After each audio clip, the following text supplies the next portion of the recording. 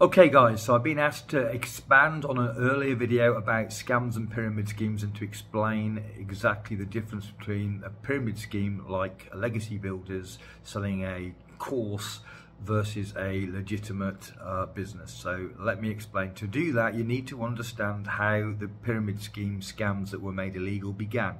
And basically, initially, they had no product. And all you would do is join for a fee.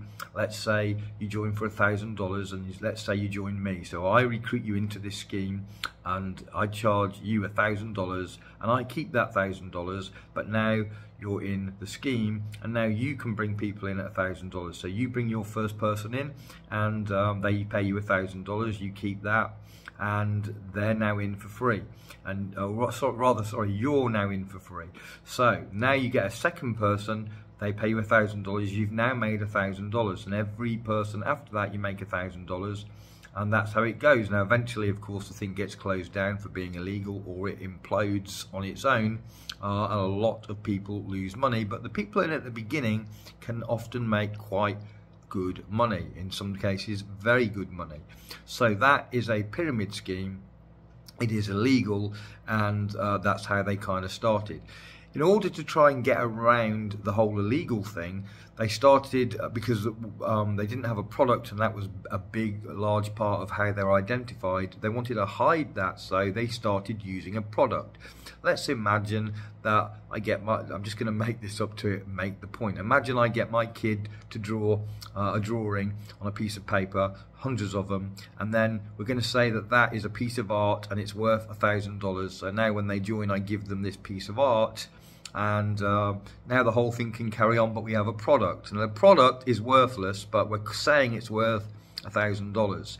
So now you can begin to see how we can have a product, but really that product wouldn't sell for $1,000 in the real world. It's only selling for $1,000 because people can sell it for $1,000.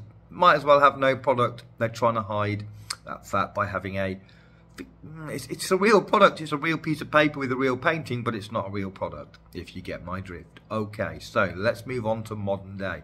Now people are using, instead of a piece of art that my kid drew, they're using, for example, an ebook or a bunch of ebooks. So somebody writes some ebooks. They wouldn't sell for $1,000 in the real world, only to an idiot.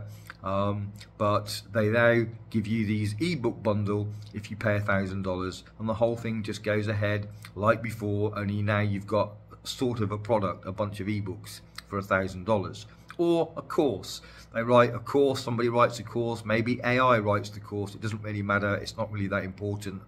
And that's we say the course is worth $900 or $1,000 or $2,000, it doesn't matter. They can make up any fee. And the whole thing, you buy the course, you join, you pay your $900, and now you can get other people in at $900. The product's irrelevant. One of the ways that you can tell that the product is irrelevant is that when people join and they start trying to get other people, they don't talk about the product, they talk about the money you can make. It's one of the hallmarks of the scam. They're not really selling the product, they're really selling the fact that you can make money with this product. Okay, so one of the things that legislation has done to try to split the difference between the real business and these businesses is a real business will have a product that people will happily buy, not to make money from, just because they want the product.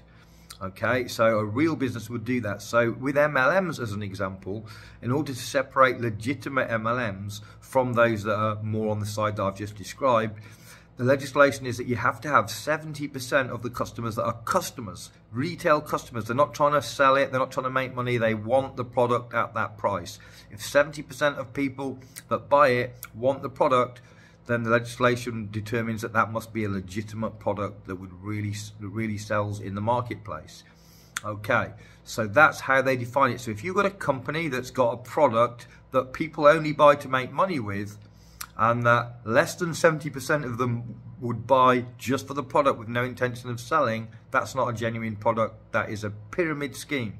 Okay, so something like Legacy Builders, where the product, which they hardly talk about, by the way, they hardly talk about actually the product, but anyway, this product, They do not have 70% or more of customers only. Just about everybody that buys it to make money. I'm sure there's one or two that don't, but pretty much all of them, not 70%.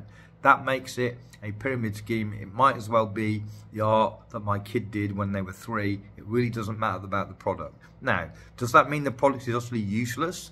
No, product might be okay. You know, if you grab a bundle of free ebooks, some of those ebooks will be pretty decent. Some of them might even be great. Doesn't mean the product's absolutely useless. What it means is people in the real world would not spend $900 on that product.